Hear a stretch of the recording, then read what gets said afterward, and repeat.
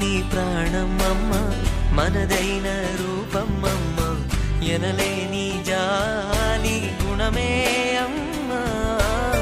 నడిపించే దీపం అమ్మ, కరుణించే కోపం అమ్మ, వరమిచ్చే తీపి శాపం అమ్మ.